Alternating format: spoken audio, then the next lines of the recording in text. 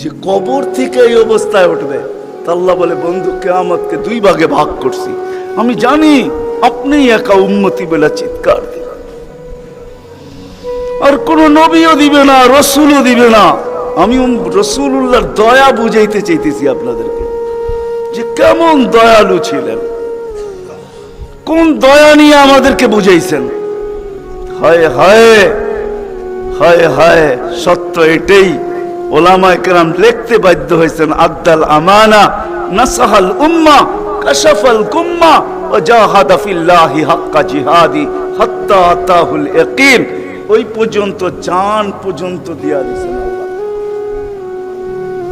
জান নিয়া যান, তারপর আমার উম্মতকে কিছু বললেন না, আমাকে নিয়ে যান, উম্মতকে কিছু বললেন না। আল্লাহ ওয়াদা করছেন, লা ইউখসিকা ফি উম্মতি, আপনার উম্মতের ব্যাপারে আমি লজ্জিত করব না, আপনাকে লজ্জিত করব না। সাউফা ইউতিকা রাব্বুকা ফাতারদা, আপনাকে আমরা খুশি করে দিব, খুশি করে ছাড়বো। কোরআনের আয়াত নাজিল হইতে দেরি, দোয়া করতে দেরি করেন নাই। আল্লাহকে বলছে লান আরদা, আপনি আমাকে রাজি করবেন? জানেন আমি কি চাই?